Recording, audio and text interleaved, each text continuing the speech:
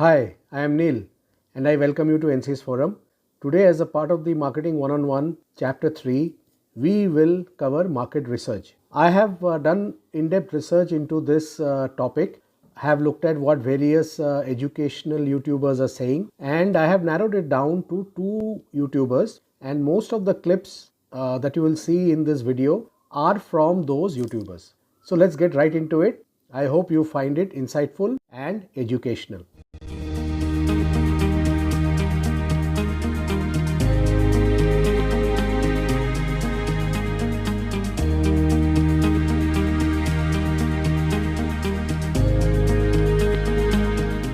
The question you might be asking, Neil, why did you introduce market research as a topic in strategic marketing communication? Well, market research is extremely important to your business, any business, and especially important in framing a very strong, focused marketing communication plan and strategy. Here's why market research is so important. Are you interested in introducing a new product, service, or even a new marketing campaign, but you're not sure what your consumers want? Without having any idea in advance of customer acceptance of that product, it takes quite a risk of product unacceptance. In this case, and in many other situations in your business, market research is the way to get all the answers you need. Market research, today, has come to a very important part of the marketing function.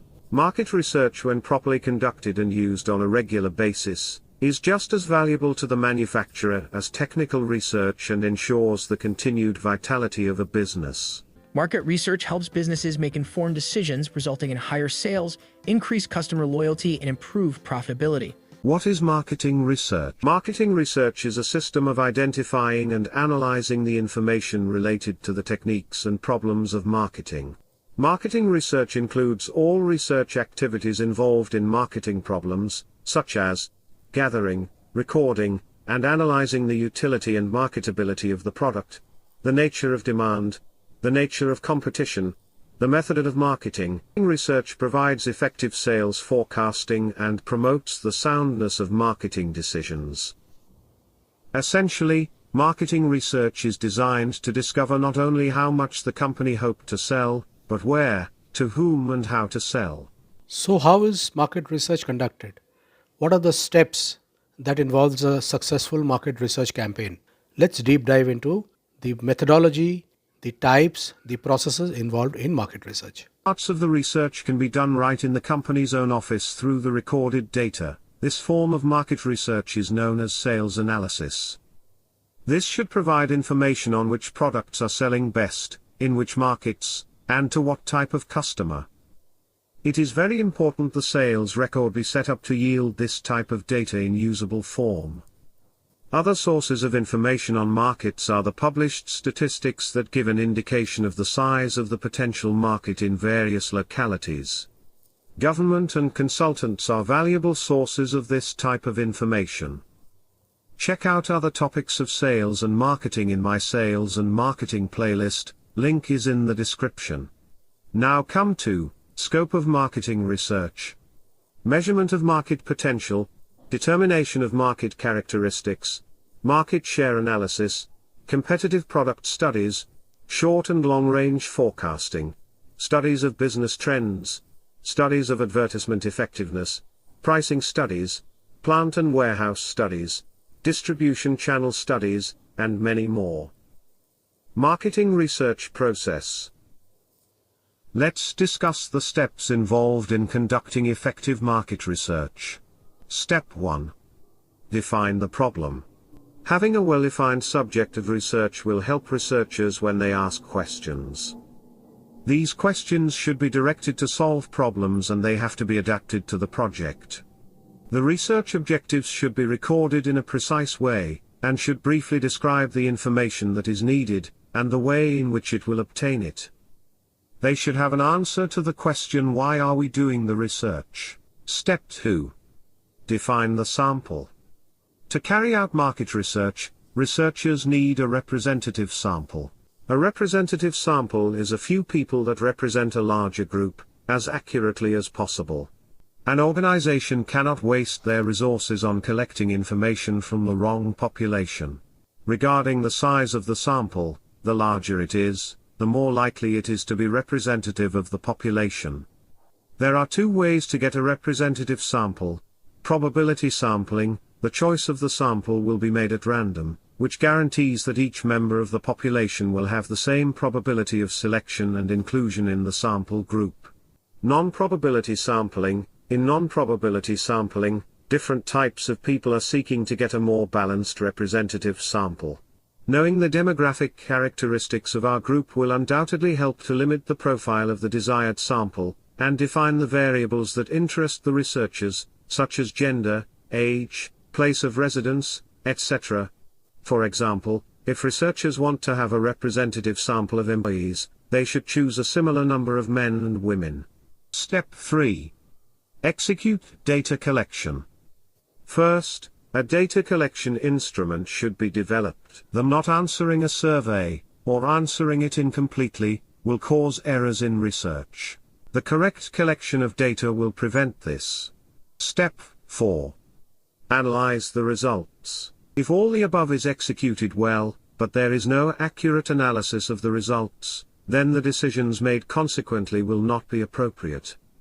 An in-depth analysis conducted leaving no loose ends will be effective in making solutions. Data analysis will be noted in a report, which should also be written clearly so that effective decisions can be made on that basis. Step 5. Make the research report. When presenting the results, researchers should focus on what they want to achieve using this research report, and, while answering this question, they should not assume that the structure of the survey is the best way to do the analysis. To make a good report, the expert analysts give the following advice. Use storytelling, start with your conclusions and give them fundamentals instead of accumulating evidence. Anyone interested in your research should be able to extract something from your report, so that it becomes relevant for their work. The order of questions in your questionnaire should not determine the order of presentation of the outcome. Restructure data so you can discover new and more valuable information. At last, take decisions. Act, and implement. Let's move on to market research techniques. Let's discuss some of the relevant techniques of marketing research. Number 1. Desk research. The data is collected from the information published by the company or outside sources, for example, government agencies, trade associations, etc. Desk research is done on a. Sales analysis, that is past sales, fluctuations sales and promotional expenditure, economics of order size, etc. b. Correlation studies, it is concerned with finding the relationship between two or more variables, for example the number of new cars produced and the number of car batteries sold. c. Ratios, such as stock turn, which is the relation between sales and stocks, profit per capital, etc. 2. Postal questionnaire. Carefully prepared questionnaires, consisting of questions short, specific and statistical or open-minded, are posted to a selected sample of respondents for collecting specific data from them. 3. Telephone interviews. Telephone interviews are conducted at a personal level with a selected sample of people for collecting their views on a product or services. 4. Personal interviews. Personal interviews are conducted on a question and answer basis. Such interviews give best results with greater reliability. 5. Observational method. The marketing research personnel silently observe others and collect the desired information. For example, by standing outside or in a wine shop, the brands more frequently purchased can be found out. 6. Statistical methods. Statistical methods make use of large pre-collected data, and logically conclude the market investigations. Bar chart, histogram, frequency polygon, frequency distribution curve and the concepts of average, median, and standard deviation help serve the purpose. Types of marketing research. There are mainly two types of market research: primary market research and secondary market research. Primary market research. In primary market research, the organization collects data directly from the sources. This type of market research can take a qualitative or quantitative approach, and the data gathered can be exploratory or specific. Qualitative research, which is exploratory in nature, usually uses data collection methods, such as focus groups, triads, dyads, in-depth interviews, uninterrupted observation, bulletin boards, and observation. Quantitative research, which looks to quantify a problem, collects data through surveys in different modalities, polls, audits, points of purchase, and click streams.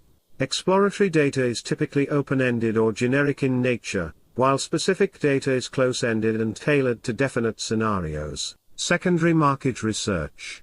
Secondary market research takes an investigative approach, where the organization depends on available information in order to gain insights into consumers and target markets. Here, the organization does not gather information directly from the research subjects, rather, it depends on existing data. Secondary market research methods are making reports, existing market research, etc. So that brings us to the end of chapter 3, market research. I hope you have found it useful and you can take away some excerpts from this and you use it in your work. When I was a brand manager or a operations lead or a distribution head, I have found that research, be it market research, consumer research or data analysis research, to be extremely important and helpful for me to plan my entire operations strategy or brand marketing or brand communication strategy, even brand positioning strategy. Talking of brand communication strategy, up next in chapter 4, we will try and decode a marketing communication and look at several advertising examples and decode them too. Till then, have a great day, have a great week. Cheers.